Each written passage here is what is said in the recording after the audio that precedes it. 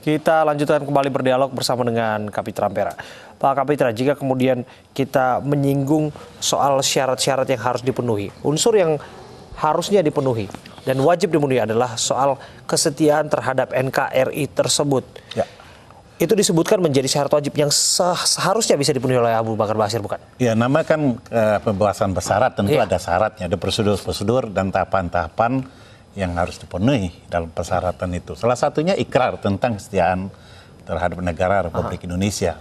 Tidak mungkin terpidana terorisme ya, kalau tidak menyatakan kembali kesetiaannya pada NKRI, dan itu menjadi syarat mutlak ya, sangat substansial ya.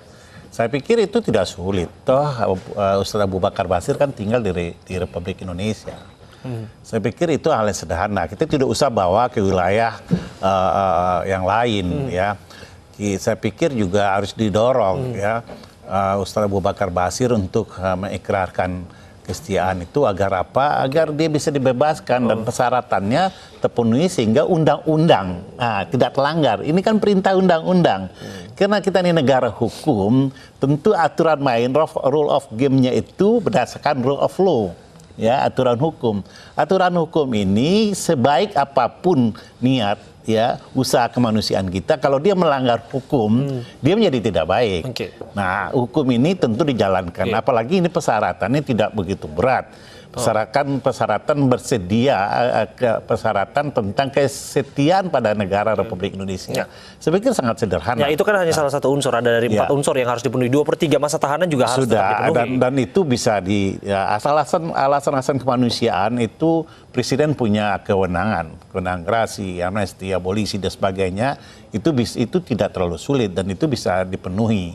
Tetapi yang di luar kewenangan presiden seperti ikrar kesetiaan ini kan terpidananya sendiri yang harus menyatakan itu. Nah, termasuk bahwa ketika gerasi harus masuk, kemudian dia juga harus bisa kemudian masuk dalam poin bahwa dia harus menyesali perbuatannya dan bahkan bekerja sama untuk mengungkap jaringan ini. Ya, ada beberapa persyaratan ya, persyaratan itu salah satunya itu. Tapi yang substansial itu ada kesetiaan ya. Kesetiaan inilah saya pikir yang harus dibuat ya. Pernyataan kesetiaan ini dibuat dalam suatu berita acara sehingga dia mempermudah untuk diberikan kebebasan bersyarat ya, pembebasan bersyarat. Ini harusnya kita dorong sih, agar apa? Agar Ustaz Abu Bakar Basir ini bisa direhabilitasi ya di luar lembaga pemasyarakatan. Baik.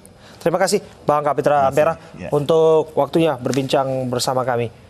Dan pemirsa, kita akan ke informasi selanjutnya nanti soal Menteri Pemuda dan Olahraga Imam Nahrawi yang diperiksa Komisi Pemberantasan Korupsi sebagai saksi kasus dugaan korupsi dana hibah KONI tahun anggaran 2018. Informasi selengkapnya sesaat lagi.